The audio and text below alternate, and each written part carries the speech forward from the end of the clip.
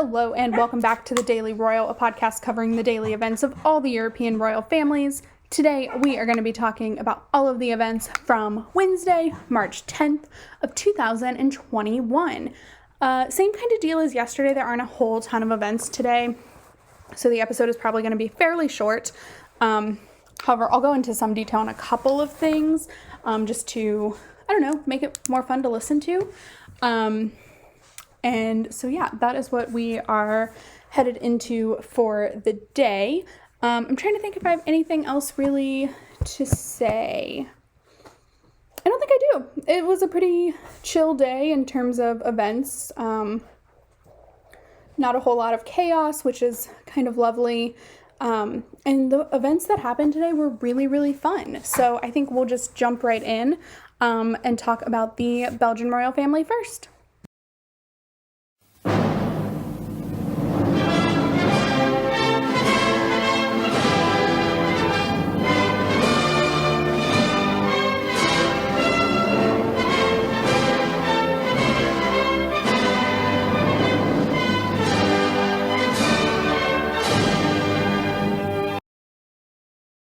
In Belgium, we actually had a couple of different events today, which are, one, I'm really, really excited about, and two, is just kind of like what we're used to seeing every day.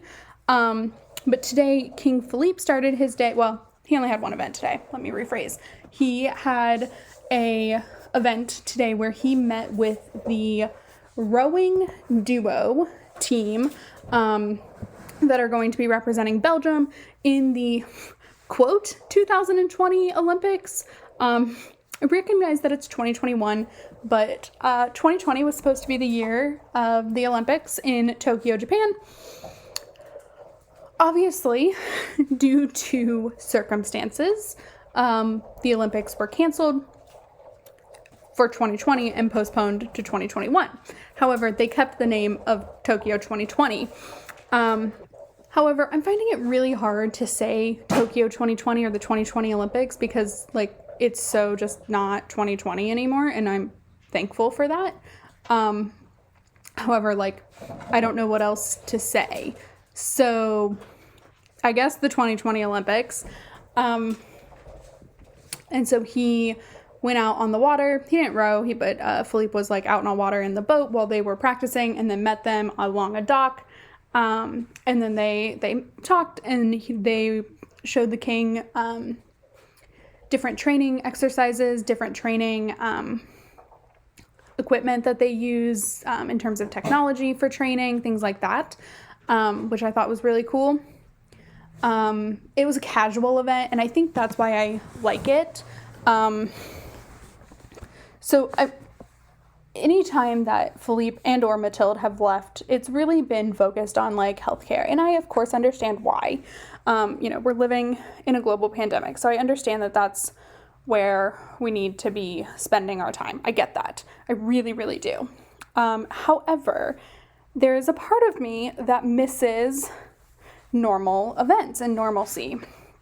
And this was that. This was casual and chill and really just showing off the work that they've been doing. These two guys are going to represent their country in the Olympics, and no matter what happens, it's always going to be overshadowed by the fact that there's a global pandemic. So I don't know in terms of pandemic world what the Olympics are going to look like this year. But typically people from all over the world go to the Olympics, and leaders and heads of states will go to the Olympics. I would have expected a lot of royalty to be at the Olympics. Last year I did. This year I'm not sure, just because it seems like unnecessary travel. So it's hard to know what that looks like. And I don't know, it's just an interesting balance. But I liked this event because it highlighted Belgian athletes who are going to the Olympics, which is a huge deal. And not only did they qualify last year, they have to continually practice and continually get good because their event got postponed by a year. So it is different, and I think it's important to remember that, like, it is different. The pandemic affects a lot, and this is one of those things. So I just wanted to, like, talk about that for a while because it's such a big deal.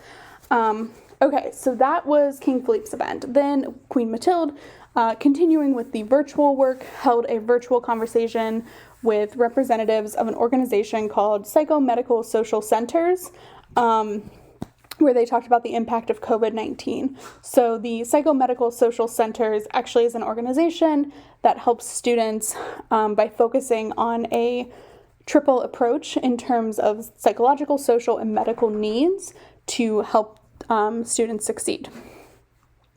So I thought that was really cool and super duper important. So I appreciate that a ton. And that is it for what was going on in Belgium. And so now we are going to move on to the UK.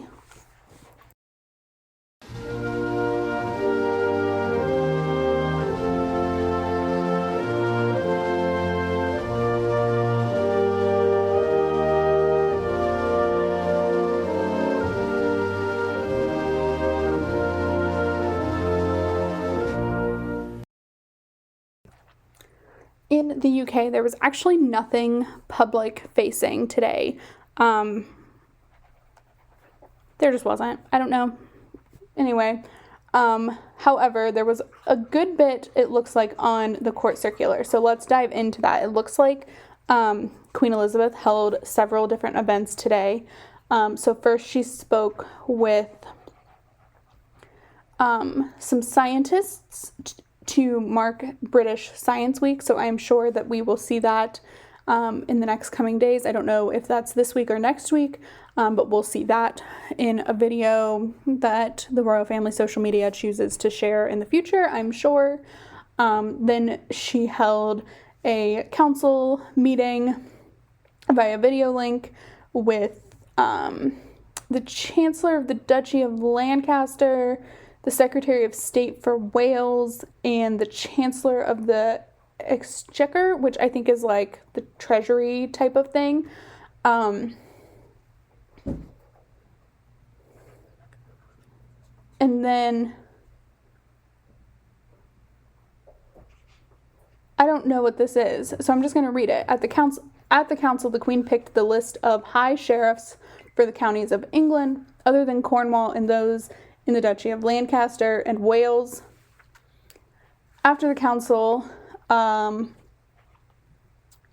the Chancellor of the Duchy of Lancaster and the Queen, this is confusing, held an audience where they picked the high sheriffs for the Duchy of Lancaster. And if you remember, we actually talked about the Duchy of Lancaster recently, but Queen Elizabeth is known, one of her titles is Duke of Lancaster, and yes, it is Duke, it is not Duchess, she is the Duke of Lancaster. And then it was Wednesday, so Boris Johnson and Queen Elizabeth held a telephone audience. That had to have been interesting. Then we go to Clarence House, and the Prince of Wales chaired a meeting of the trustees for the Royal Collection Trust today via video link. And then, so that's what was going on in Clarence House. And then Kensington Palace, the Duke of Cambridge, Commodore-in-Chief of the Submarines, this afternoon held a meeting with Commodore James Perks, who is the commander of, I think, a submarine called Fastlane Flotilla. And they met by a video link. And then the Duke and Duchess of Cambridge, joint patrons of the Royal Foundation of the Duke and Duchess of Cambridge, later held a meeting via video link with the Lord Hague of Richmond, Mr. Simon Patterson, who is the, so these are all chiefs for the Royal Foundation. Okay, that was the most confusing court circular I think I've ever done. I've been doing the court circular like this since September. That's 6 months, and this is the most confusing one I've done. I'm really sorry if that confused you. Hopefully me working it out kind of helped. But I don't know if it did. If it confused you, I'm really sorry. To be fair, I'm really confused too. So that's what was going on in the UK today. But like I said, nothing public facing. And so we are going to now move on to the Danish royal family.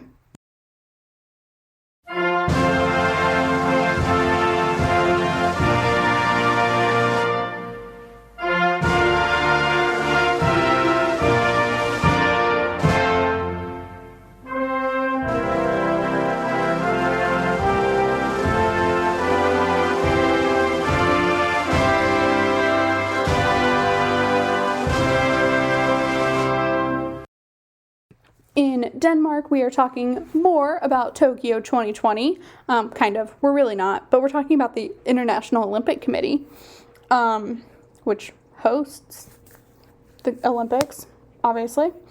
And so today, Crown Prince Frederik, who sits on the IOC, or the International Olympic Committee, took part in the virtual IOC general meeting. And so he just shared that they talked about the upcoming games and the future of the Olympics, given that, we've lived through a COVID pandemic. I don't know, seems reasonable. He also said that he is sad that they can't be in Greece, which is where the IOC annual meeting, I guess, takes place, which shouldn't surprise me, but kind of does.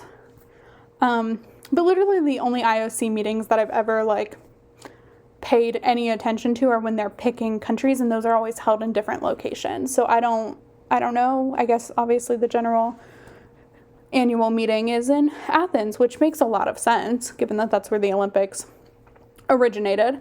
But also just, really glad to see the Danish royal family really kicking it up this month. There is a good amount of events scheduled for this week and next week, which I'm excited about.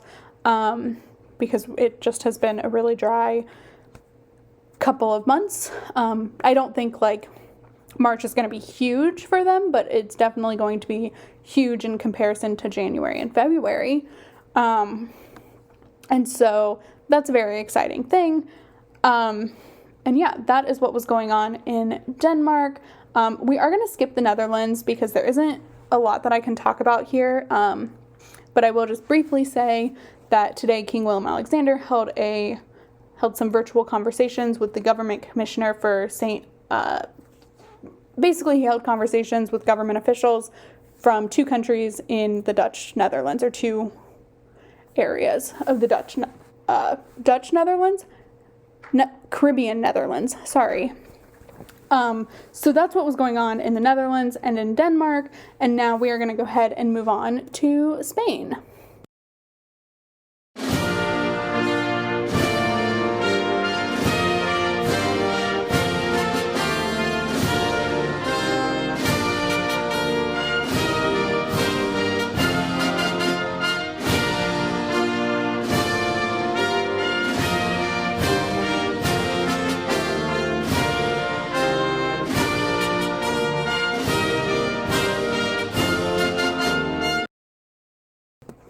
So there was also nothing happening in Norway. By the way, I realized I forgot to say that today. So today in Spain, however, there was an annual event that happens that typically a member of the royal family, and most frequently King Felipe and Queen Letizia, preside over. So it's the annual concert in honor of Spanish victims of terrorism. And this is hosted by the organization, or the Foundation for Victims of Terrorism. So I think I'm going to go into this a lot today because you're hearing it on the 11th.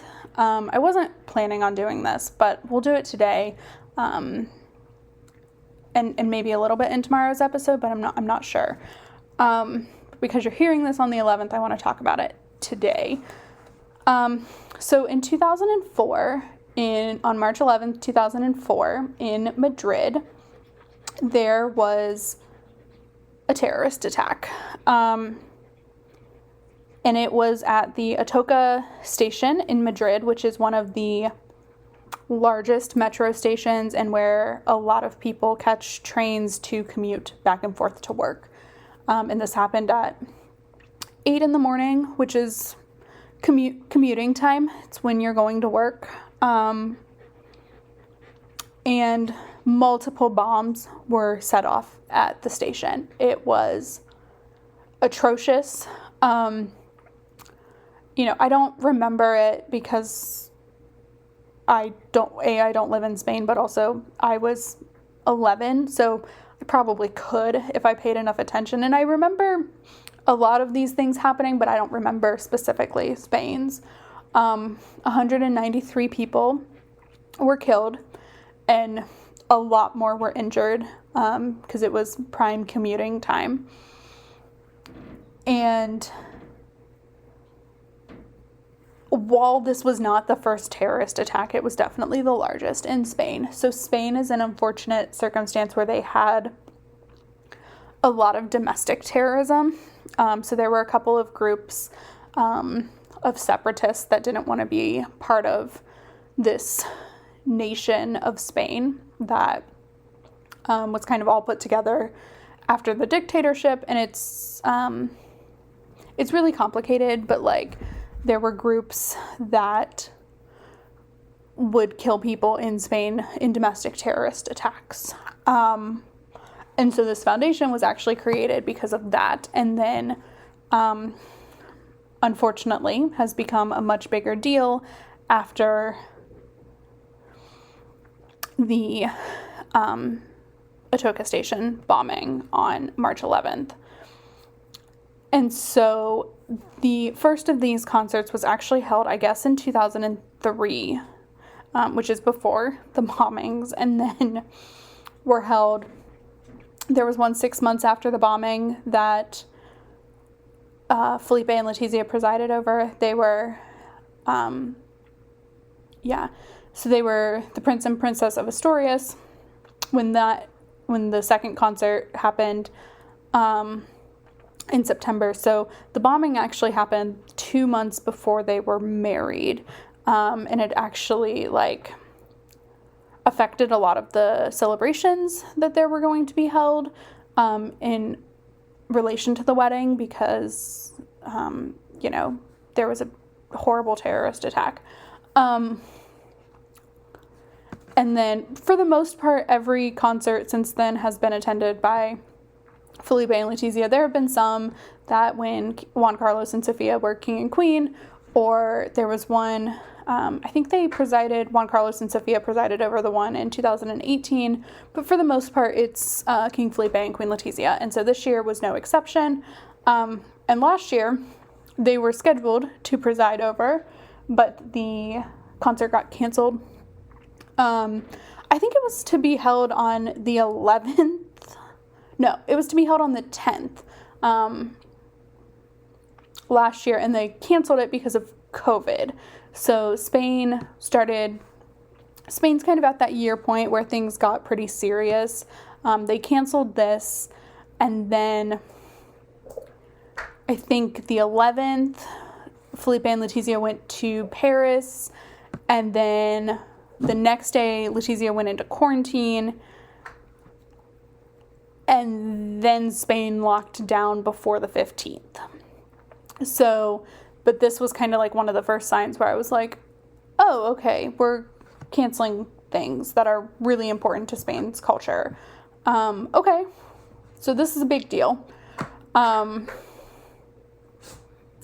It's kind of where my head was a year ago. They still held the concert, but they didn't have an audience. They live streamed it with no presence. I'm not even sure if the president of the foundation was there or not. I don't remember. I don't think I watched it because Felipe and Letizia weren't there. But this year, it was held pretty normally. Typically, of course, the auditorium is packed, and it was not this year. I think it was the king and queen, some government officials and families of victims, and possibly some people who have been injured in terrorist attacks as well. But it was definitely not a packed auditorium by any stretch of the imagination. People were sitting, with the exception of Felipe and Letizia, with 2 seats in between them. And I kind of love this event. And I know that sounds weird, but let me explain why I love this event. Spain gets a lot of things wrong. every country does. But like the one thing that I admire the heck out of them for is they don't forget. They have selective memory, but they don't forget things like this. They don't forget people have been lost in terrorist attacks. They don't allow them to be forgotten. So here in the US, we have September 11th, which is obviously a huge loss of life due to terrorism. We didn't have a lot of domestic terrorism. I think that's increasing, but we didn't. But we don't do a lot, it's 20 years this year since September 11th. And like, I don't know, I know there will be something, but I don't think it'll be a collective community coming together like what happens in Spain. And maybe that's just the part of Spain that I see because that's what I pay attention to in terms of the events of the royals. But like, people remember this. People talk about it. It's a big deal. And I laugh now because it was so premature. But like, Spain honored COVID victims over the summer. And it's not funny, but like, there were still unfortunately, so many more deaths. But like, they honored the ones they had already lost. And I think that's so important. And so that's why I love this event. It's a way for people to come together and remember victims of terrorism, but also like, it's a concert. It's a classical music concert, and it's beautiful. And so it's a way to hold their memory and create new ones every year because you're seeing this wonderful conductor. And I think this year was the first year this conductor had done it, and it was beautiful. And I'm a music nerd. I love music. I don't love classical music, but I love watching it be performed. And so I did watch this, and it was just beautiful pieces of music, and really passionate. So that's why I love this event. It's a weird one to really enjoy. But I think I love the beauty of the honoring of that memory, and also the way they've made it into something not always sad. Somber, but not sad. And I just appreciate that. So that's what was going on in Spain. Like I said, I may talk a little bit more about the Atocha bombing tomorrow, because Felipe and Leticia do have another event about terrorism tomorrow. So we'll see what I end up saying about it, but I just wanted to say now as much as I can about it for now. So that's what was going on in Spain, and then we are kind of going to just gloss over Sweden because the only thing that happened today is Queen Sylvia taking part in a digital board meeting for the Care About the Children Foundation. There was no explanation or anything, so just kind of glossing over. So yet again, we have another short episode, which is fine. Please check out thedailyroyal.com, The Daily Royal on Instagram, and like and review this podcast wherever you are listening. And I will talk to you all tomorrow. Until then, have a great Thursday. Bye.